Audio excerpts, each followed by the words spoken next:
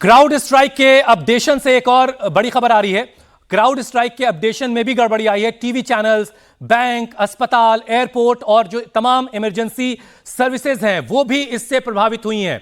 और जो वैश्विक साइबर आउटेज है, साइबर सुरक्षा फर्म क्राउड स्ट्राइक से जुड़ा हुआ है। आईटी सुरक्षा फर्म क्राउड स्ट्राइक ने शुक्रवार को एक रिकॉर्डेड फोन मैसेज जारी किया था। इसमें यह कहा गया कि उसे माइक्रोसॉफ्ट के विंडोज ऑपरेटिंग सिस्टम पर उसके फाल्कन सेंसर से संबंधित क्रैश की रिपोर्ट की जानकारी मिली है। रिकॉर्डेड मैसेज में कहा गया कि क्राउड स्ट्राइक से संपर्क करने के लिए धन्यवाद। क्राउड स्ट्राइक का फाल्कन सेंसर से संबंधित विंडोज पर क्रैश की रिपोर्ट से अवगत है। क्राउड स्ट्राइक का मुख्यालय टेक्सास के ऑस्टिन में है। यह एक ग्लोबल सिक्योरिटी फर्म है जो डेटा सिक्योरिटी के लिए एडवांस प्लेटफॉर्म्स मुहैया करवाती है। और रिपोर्ट के मुताबिक शुक्रवार को क्राउड स्ट्राइक अपडेट की वजह से माइक्रोसॉफ्ट ऑपरेटिंग सिस्टम में क्रिटिकल एरर आया, जिसके बाद आज दुनिया भर में लाखों लोग और लाखों प्लेटफॉर्म्स इससे प्रभावित हुए हैं। अलग अलग सेक्टर्स में क्राउड स्ट्राइक नियमित रूप से सिस्टम को नए एंटीवायरस सॉफ्टवेयर के साथ अपडेट करती रहती, जिससे इस तरह की स्थिति नहीं बनती है। साइबर एक्सपर्ट्स का कहना है कि क्राउड स्ट्राइक के खराब अपडेशन से इसे लेने वाली हर मशीन में साइबर अटैक हुआ है।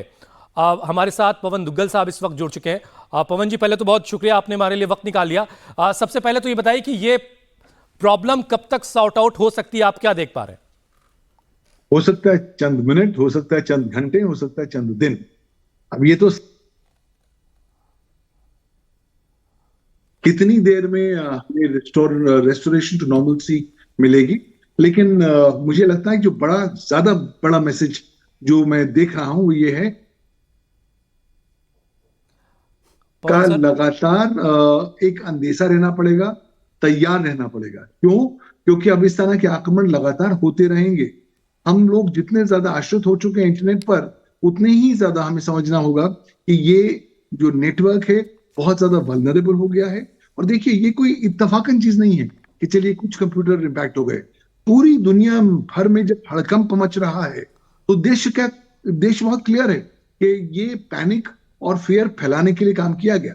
अब किसने किया, कैसे किया और कैसे अंजाम दिया, ये आने वाला समय और इन्वेस्टिगेशन बताएगी। लेकिन मेरे अनुसार इसको एक साइबर टेरर की घटना भी देखी जा सकती है, इसे साइबर सुरक्षा में स्टेंट की घटना भी देखी जा सकती है, और ये कहीं ना कहीं दहशत फैलाने का एक नया जरिया है। अब कौन है इसके पीछे, ये आने वाला समय बता पाएगा। लेकिन कहीं ना कहीं एक यूजर होने के नाते, कंपनी होने के नाते, हमें अब इस तरह के एपिसोड्स के लिए तैयारी करनी पड़ेगी। क्यों? नहीं तो पवन जी, इससे पहले सवाल मेरा यह है कि अभी तक हमने इसकी क्या तैयारी की थी? इस तरह का संकट अगर आ जाएगा तो हमारे पास इससे निपटने के लिए क्या कोई उपाय था? माइक्रोसॉफ्ट के पास क्या कोई उपाय है अभी? देखिए, अभी माइक्रोसॉफ्ट के पास क्या है उस पर मैं टिप्पणी नहीं कर। राष्ट्र होने के नाते मुझे लगता है कि जितनी तैयारी भारतवर्ष की होनी चाहिए इस तरह के मामलों से डील करने के लिए, उतनी अभी नहीं हो पाई है। उसका क्लियर रीजन ये है कि हम लोगों को एक राष्ट्र होने के नाते हमने इतनी ज्यादा फोकस, प्रायोरिटी साइबर सुरक्षा पर नहीं दी है। भारत के पास कोई साइबर सुरक्षा कानून मौजूद नहीं है। हम लोगों ने जो राष्ट्रीय साइबर सुरक्षा नीति बनाई थी 2013 की, वो एक कागजी घोड़ा बनकर रह गई है।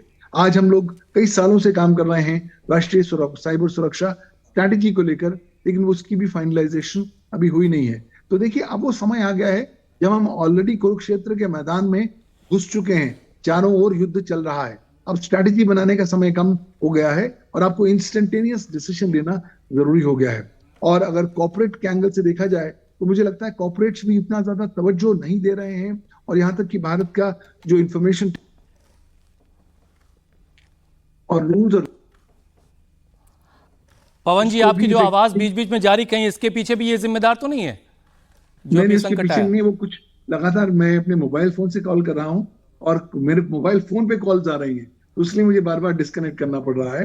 लेकिन रियलिटी ये है कि अब हमें अपने अलग अलग आमों को, सेबों को अलग अलग टोकरियों में रखना होगा। एक ही टोकरी में सारे आम या सेब रखेंगे तो हो सकता है कि वो पूरी टोकरी एक बार काम करनी बहुत बंद बड़ी कर बात गई कही तो आपने। आपके सारे आमिया सेब चले जाएंगे। हमारी और कहीं ना डिपेंडेंसी कहीं किसी एक साइबर तरफ सुरक्षा इतनी को ज्यादा बढ़ गई थी कि जीवन संकट इतना बड़ा हो गया है। बहुत बहुत शुक्रिया पवन जी हमारे साथ जुड़ने के लिए, हमें वक्त देने के लिए। एक बार फिर से हम चलते हैं पवन के पास। पवन, आपके पास और कोई अपडेट?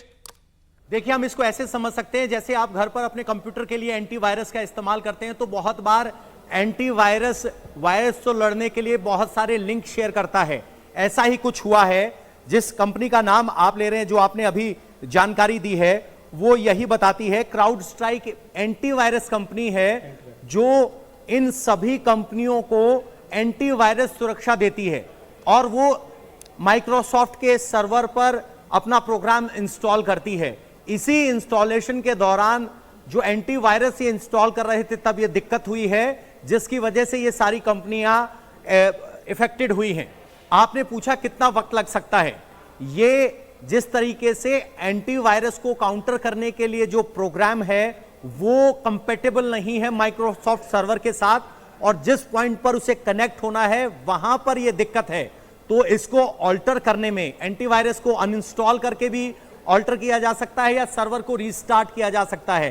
तो इसके रूट कॉज में पहुंचना होगा और उसमें अभी टाइम लग सकता है। बिल्कुल, और यही पवन दुग्गल साहब भी कह रहे थे कि 1-2 मिनट में भी समस्या का हल निकल सकता है, 10-15 मिनट और कई घंटे भी लग सकते हैं। अगर ऐसा हुआ तो दुनिया भर में यह संकट बहुत बड़ा हो जाएगा। चूंकि हमने खबर की सबसे पहले शुरुआत यही की थी कि एयरलाइंस पर इसका सबसे बुरा असर पड़ा, तो